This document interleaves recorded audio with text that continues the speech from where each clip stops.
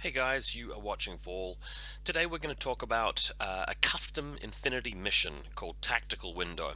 As you guys know, most games of Infinity are played using the standard ITS missions, which you can download from Corvus Belli, or sometimes even the custom missions from a campaign like Strike Zone Wotan.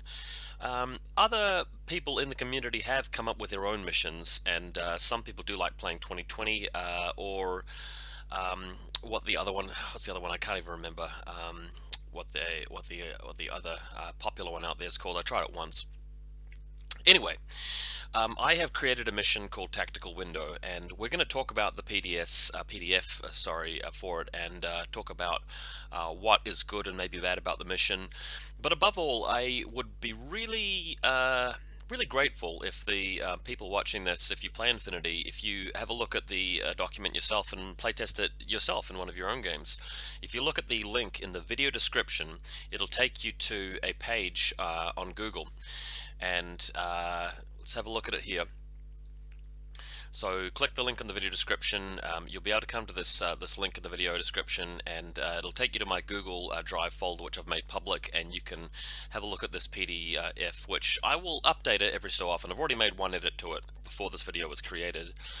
But what I want to talk about in this video is just the rules for the mission, and how to play it, and what might be good about this mission, what might not be as good about the mission, and we'll go from there. So let's bring it up. Tactical Window. I've tried to keep the format of this similar, comparable to existing ITS missions to make it seem a bit more familiar. So Table Configuration 1 means that it's a very similar configuration to a mission like Supremacy. You've got the 4 quadrants outside of your deployment zone, so the middle phase of the table is split into 4 different areas like quadrant control. But there are also 4 objectives in the middle of each of those sections, alright? So the mission objectives are as follows. The first 2 bullet points really have to do with gaining more sections than your opponent. Now, if you're playing a mission like Quadrant Control, you get extra points at the end of every game round. So after both players have taken 1 turn, after they've both taken 2 turns, after they've both taken 3 turns at the end of the game, and at those 3 stages of the game, you look at all the zones in particular, you work out who has more points in each zone to dominate them, and then you work out whether one player has more zones than the other. And what happens quite frequently in missions like that is that both players each have the zones closest to them, or maybe one player's got the 2 zones closest to that player, and the opponent's only got 1 zone because he's lost all of the models, or she's lost all the models within the other zone. Or perhaps what you've done is you've held onto one of the zones on your side, you've pushed forces into somebody else's zone, and the other guy's only got 1 zone left. The thing about this that setup though is that it's at the end of every game round, so it's much easier to get points for that if you're going second. And what I mean by that is that if your opponent moves troops into particular zones, you can then kill those troops with your active turn and move your troops in before they have a chance to react, and then the scoring is done. If you want to score points by controlling your 2 zones and moving things to a 3rd zone, you're just leaving guys there for your opponent to just jump on in their active turn, which is why in scenarios like that it's actually much easier to win the game by going second. What's different about Tactical Window is that the scoring is done at the end of every player turn, not at the end of every game round, with the exception of the first turn of the game where you can't score, and the last turn of the game where you also can't score. And the reason for that is that if you're taking the first turn, well, nobody has anything in the zones, so if you just move 1 model into the first quadrant, you're scoring straight away. So that's why you can't score on the first turn. It gives you a chance though, as the player going first, to actually set up some AROs, set up some mines, set up some troops in those zones to prevent your opponent from just taking it straight away in their follow-up turn. But by the same token, you can't actually just get a freebie point at the end of the game by being the player with the second turn just jumping onto the zones in the same way you would in a mission like Quadrant Control. So there are 6 turns in a game of Infinity: player 1, player 2, player 1, player 2, player 1, player 2. So across those 6 turns, You're skipping the last two, so there are 4 turns of potential scoring. There are 2 turns during which it's very easy for the player going first to score. Then there are 2 turns where it's easiest for the player going second to score. So if you're going first, you're going to be wanting to do the scoring for this in your second and third turn, but if you're going second, you're going to be wanting to do the scoring for this in your first and second turn. So if you look at the main objectives, really what it's just telling you is that if both players just tie it up and there's a particular turn after the first turn where each person has 2 sections or 1 section each, then each player gets 1 objective point, and that's just, you're tied there. But if you're dominating more sections than your adversary, you get a bonus objective point, so you're taking the lead, so to speak, at that stage. So to give you an example, let's say turn 1, player 1 can't score. Turn 2 of player 2, they move out and they capture their zones, but nothing happens, so it's even. Then player 1 has a go again and actually manages to get more zones and gets up a point, and then player 2 goes up a point, then player 1 just keeps it drawn, and then player 2 can't do anything at the end, so it's tied up. So if those were the only objectives, this mission could result in a lot of draws. But you also have some other ways to get points. Capturing consoles. There are 2 consoles that each player can capture, and we'll deal with that a bit more later, and you get 2 objective points per console. The thing is, once you've captured a console, it can't be captured by the other player, so it's actually mutually exclusive. You're going for 2 consoles over here, your opponent's going for 2 consoles over here, and so long as you both achieve both consoles, that's also drawn for points.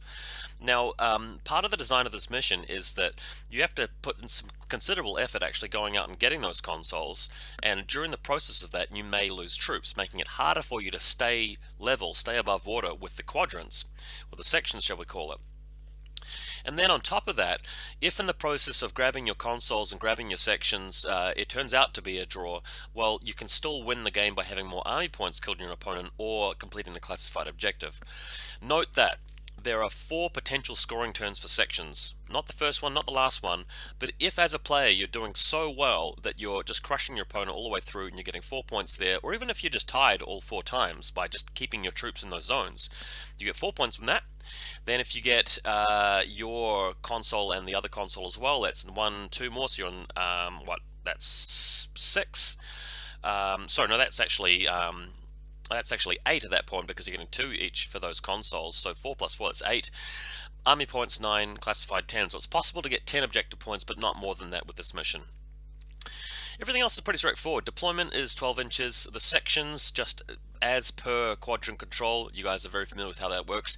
Dominate zone of control, this is just copy pasted from an ITS mission. Shows VaulSC baggage are the same. The consoles though are where it gets a little bit interesting, because depending on whether you're going first or second, the consoles may be on your left or your right.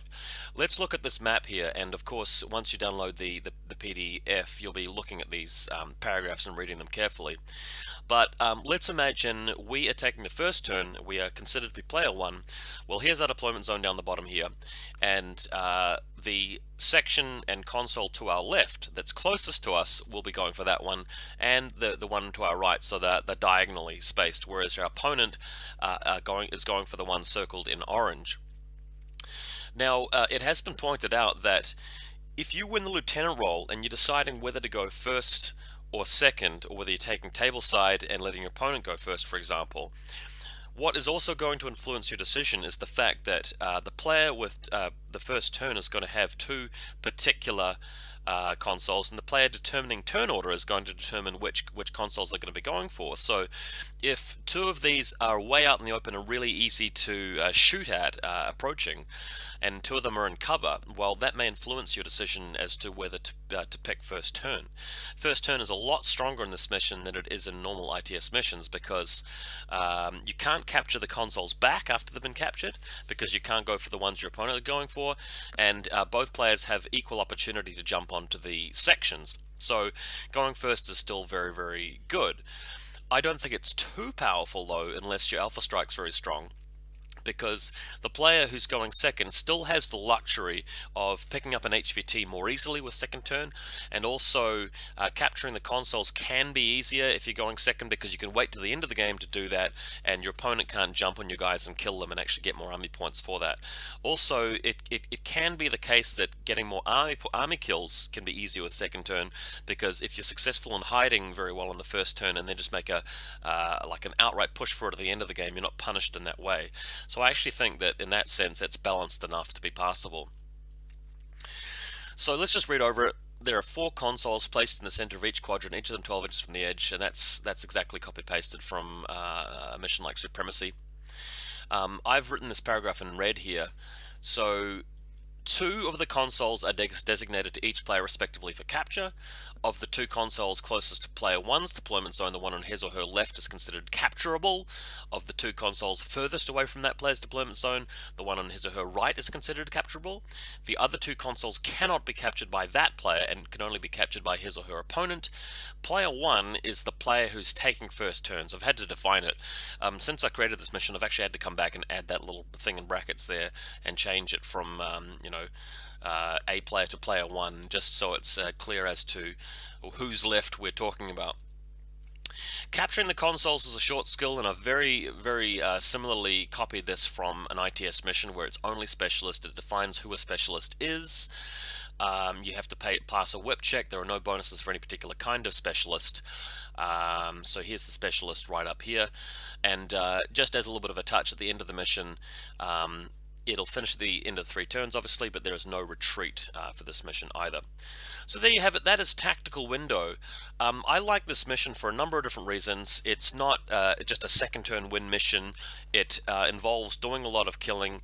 None of the ways of getting objectives really is, of paramount importance. The consoles give you the most points, but it's relatively easy to get at least one console, and your opponent can actually do the same thing, but you actually got to commit resources. You've got to commit orders to go after the consoles instead of maybe pushing them into your opponent's area or getting kills. I can see this mission resulting in draws occasionally, but it's not more draw heavy than a mission like Capture and Control. You'll see one player winning more often in Tactical Window. I also like that, you do need specialists, but it's not just a matter of who has the most specialists, because 1 or 2 good specialists can get the job done. I like the fact that the points and zones will matter, so heavy infantry and tags and link teams and so forth will actually be pretty good. I'll be honest with you, and I'll say that I think if this mission does have a weakness, it's the fact that if you're playing camo spam and you've got a lot of infiltrating camo, it's easier to stay ahead with capturing sections and contesting them, and getting specialists out to the consoles themselves and keeping army points alive, because a lot of this stuff is camo. Having said that, some of the existing ITS missions do favor camo markers anyway. To be honest, if you are playing a mission which is second turn heavy, then infiltrating camo markers are really good regardless. So I don't think that Tactical Window makes that kind of army list and that kind of play even further ahead of opposing lists compared to other missions. So I'm interested in your feedback. I'm interested in seeing bat reps. If you're involved in Strike Zone Wotan and you're posting a battle report where you're using Tactical Window, I'd like to see it. Just send me the link. I'm going to be making some similar missions for you guys to try out, so it's not just this one all the time. But I think that, in my personal opinion, this mission is superior to most of ITS missions. Although, I'm biased. It's my own mission. I've already played 1 game on it, so the next video I'm posting on YouTube is going to be a battle report using Tactical Window, and it turned out to be a really good game. So I'll see you guys there.